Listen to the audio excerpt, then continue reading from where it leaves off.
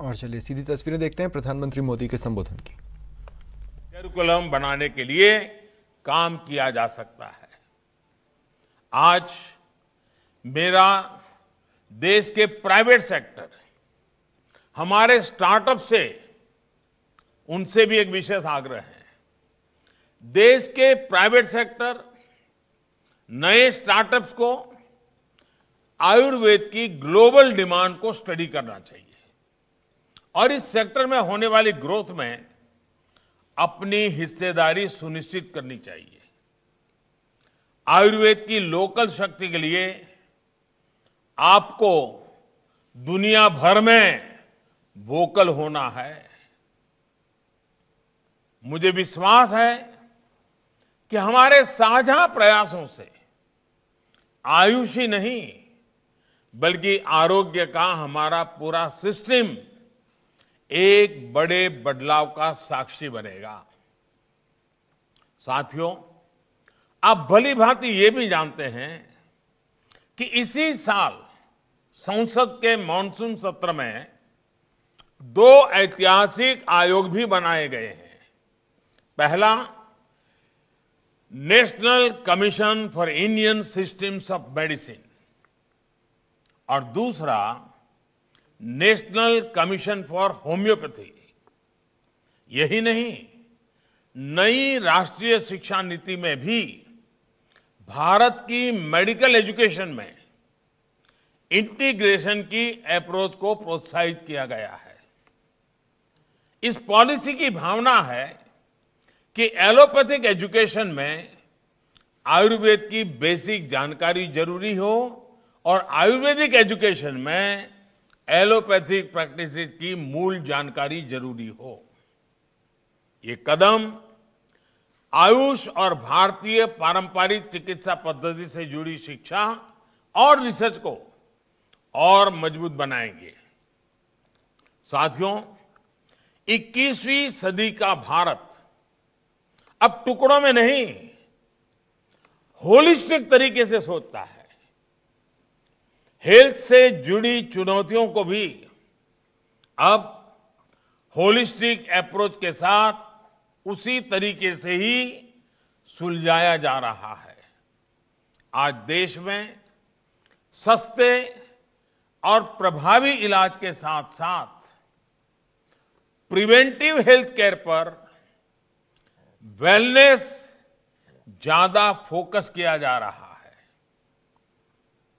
आचार्य चरक ने भी कहा है, स्वस्थस्य स्वास्थ्य रक्षणम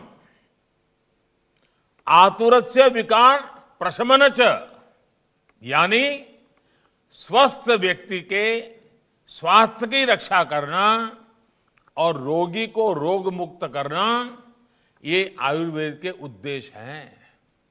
स्वस्थ व्यक्ति स्वस्थ ही रहे, इसी सोच के साथ ऐसे हर कदम उठाए जा रहे हैं जिससे बीमार करने वाली स्थितियां दूर हो। एक तरफ साफ सफाई, स्वच्छता, शौचालय, साफ पानी, धुआं मुक्त रसोई, पोषण, इन सभी पर ध्यान दिया जा रहा है, तो वहीं 1.5 लाख हेल्थ और वेलनेस सेंटर्स हिंदुस्तान के कोने कोने में तैयार किए जा रहे हैं। इनमें विशेष तौर पर 12,500 से ज्यादा आयुष वेलनेस सेंटर्स पूरी तरह आयुर्वेद को समर्पित हैं, आयुर्वेद से जुड़े बन रहे हैं। साथियों, वेलनेस का ये भारतीय दर्शन आज पूरी दुनिया को आकर्षित कर रहा है। कोरोना के इस मुश्किल समय ने फिर दिखाया है कि हेल्थ एंड वेलनेस से जुड़ी भारत की ये पारंपरिक विद्या कितनी कारगर है। जब कोरोना से मुकाबले के लिए कोई प्रभावी तरीका नहीं था, तो भारत के घर घर में हल्दी, दूध और काढ़ा जैसे अनेक इम्यूनिटी बूस्टर उपाय बहुत काम आए। इतनी बड़ी जनसंख्या, इतनी घनी आबादी और ऐसा हमारा देश अगर आज संभली हुई स्थिति में है तो उसमें हमारी इस परंपरा की भी अहम भूमिका रही है। साथियों, कोरोना काल में पूरी दुनिया में आयुर्वेदिक प्रोडक्ट्स की मांग तेजी से बढ़ी है। बीते साल की अपेक्षा इस साल सितंबर में आयुर्वेदिक उत्पादों का निर्यात लगभग 1.5 गुना करीब 45% बढ़ा है। यही नहीं, मसालों के निर्यात में भी काफी बढ़ोतरी दर्ज की गई है। हल्दी, अदरक, ऐसी चीजें जो इम्यूनिटी बूस्टर मानी जाती हैं, उनका निर्यात अचानक इस तरह बढ़ना ये दिखाता है कि दुनिया में आयुर्वेदिक समाधानों और भारतीय मसालों पर विश्वास कितना बढ़ रहा है। अब तो कई देशों में हल्दी से जुड़ी विशेष पेय पदार्थों की भी प्रचलन बढ़ रहा है। आज दुनिया के प्रतिष्ठित मेडिकल जर्नल्स भी आयुर्वेद में नई आशा, नई उम्मीद देख रहे हैं। साथियों, कोरोना के इस काल में हमारा फोकस सिर्फ आयुर्वेद के उपयोग तक ही सीमित नहीं रहा, बल्कि इस मुश्किल घड़ी का इस्तेमाल आयुष से जुड़ी रिसर्च को देश और दुनिया में आगे बढ़ाने के लिए किया जा रहा है। आज एक तरफ भारत जहां वैक्सीन की टेस्टिंग कर रहा है, वहीं दूसरी तरफ कोविड से लड़ने के लिए आयुर्वेदिक रिसर्च पर भी इंटरनेशनल कोलैबोरेशन को तेजी से बढ़ा रहा है। अभी हमारे साथी श्रीपाद जी ने बताया कि इस समय 100 से ज्यादा स्थानों पर रिसर्च चल रही है। यहां दिल्ली में ही अखिल भारतीय आयुर्वेद संस्थान ने, जैसा अभी आपको विस्तार से बताया गया, दिल्ली पुलिस के 80,000 जवानों पर इम्यूनिटी से जुड़े रिसर्च की है। ये दुनिया की सबसे बड़ी ग्रुप स्टडी हो सकती है। इसके भी उत्साहजनक परिणाम देखने को मिले हैं। आने वाले दिनों में कुछ और अंतर्राष्ट्रीय परीक्षण भी शुरू किए जाने हैं। साथियों, आज हम आयुर्वेदिक दवाओं, जड़ी बूटियों के साथ साथ इम्यूनिटी को बढ़ाने वाले न्यूट्रिशियस फूड पर भी विशेष बल दे रहे हैं।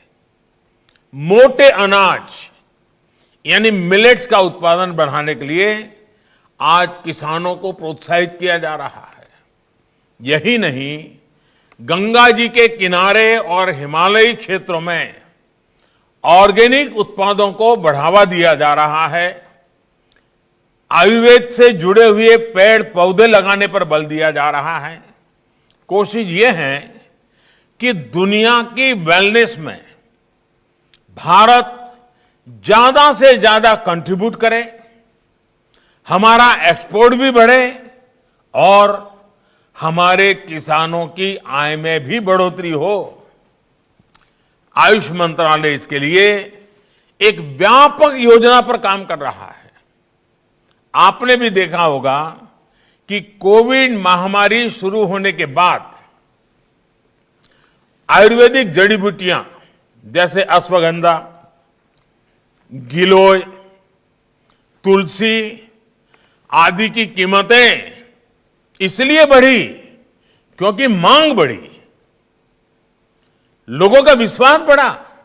मुझे बताया गया है कि इस बार अश्वगंधा की कीमत पिछले साल के मुकाबले 2 गुनी से भी ज्यादा तक पहुंची है। इसका सीधा लाभ इन पौधों, इन जड़ी बूटियों की खेती करने वाले हमारे किसान परिवारों तक पहुंचा है। हालांकि अनेक जड़ी बूटियां हैं जिनकी उपयोगिता के बारे में अभी भी हमारे यहां जागरूकता और बढ़ाने की जरूरत है। ऐसे लगभग 50 औषधीय पौधे हैं जिनकी सब्जियां और सलाद के रूप में खूब उपयोगिता है।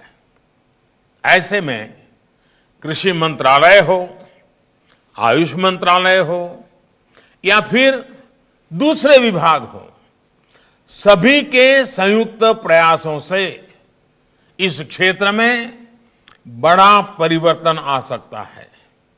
साथियों, आयुर्वेद से जुड़े इस पूरे इकोसिस्टम के विकास में देश में हेल्थ एंड वेलनेस से जुड़े टूरिज्म को भी बढ़ावा मिलेगा।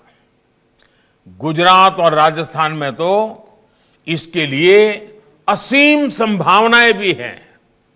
मुझे विश्वास है कि जामनगर और जयपुर के ये दोनों संस्थान इस दिशा में भी लाभकारी सिद्ध होंगे। एक बार फिर से आप सभी को बहुत बहुत बधाई।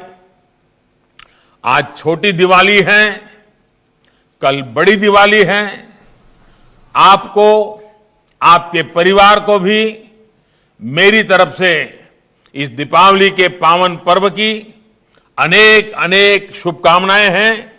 बहुत बहुत धन्यवाद।